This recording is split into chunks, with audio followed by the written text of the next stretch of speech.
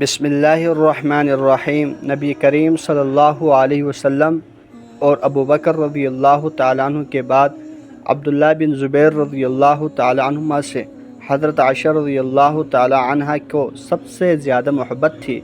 حضرت عائشہ رضی اللہ تعالیٰ عنہ کی عادت تھی کہ اللہ تعالیٰ کی طرف سے جو رزق بھی ان کو ملتا وہ اسے صدقہ کر دیا کرتی تھی۔ عبداللہ بن زبیر رضی اللہ تعالیٰ عنہما نے کسی سے کہا، ام المؤمنین کو اس سے روکنا چاہیے۔ جب حضرت عائشہ رضی اللہ تعالی عنہ کو ان کی بات پہنچی تو انہوں نے کہا، کیا اب میرے ہاتھوں کو روکا جائے گا؟ اگر میں نے عبداللہ سے بات کی تو مجھ پر نظر واجب ہے۔ عبداللہ بن زبیر رضی اللہ تعالی عنہما نے حضرت عائشہ رضی اللہ تعالی عنہ کو راضی کرنے کے لیے قریش کے چند لوگوں اور خاص طور سے رسول اللہ صلی اللہ علیہ وسلم کے نانیحال رشتہ دار یعنی بنو زہرہ کو ان کی خدمت میں معافی کی سفارش کے لیے بھیجا، لیکن حضرت عائشہ رضی اللہ تعالی عنہ پھر بھی نہ مانی۔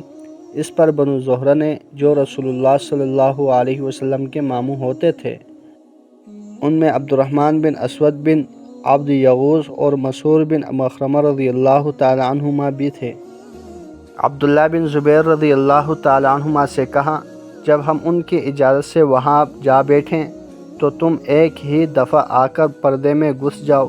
چنانچہ انہوں نے ایسا ہی کیا۔ جب حضرت عائشہ رضی اللہ تعالی عنہ خوش ہو گئی تو انہوں نے ان کی خدمت میں 10 غلام آزاد کرنے کے لیے بطور کفارہ قسم بھیجے اور ام المؤمنین نے انہیں آزاد کر دیا۔ پھر آپ برابر غلام آزاد کرتی رہیں، یہاں تک کہ 40 غلام آزاد کر دیے۔ پھر انہوں نے کہا، کاش میں نے جس وقت قسم کھائی تھی، منت مانی تھی، تو میں کوئی خاص بیان کر دیتی جس کو کر کے میں فارغ ہو جاتی۔ حضرت علی رضی اللہ تعالیٰ عنہ نے فرمایا، رسول اللہ صلی اللہ علیہ وسلم نے ٹوٹے ہوئے سینگ والے جانور کی قربانی سے منع فرمایا ہے۔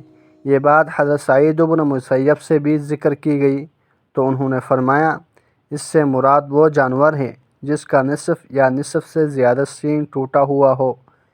اللہ جل شانہ سے دعا ہے، جتنی احادیث مبارکہ پڑھی سنی ان پر عمل کرتے ہوئے دوسروں تک پہنچانے کی توفیق عطا فرمائیں۔ جزاکم اللہ خیرا کثیرا۔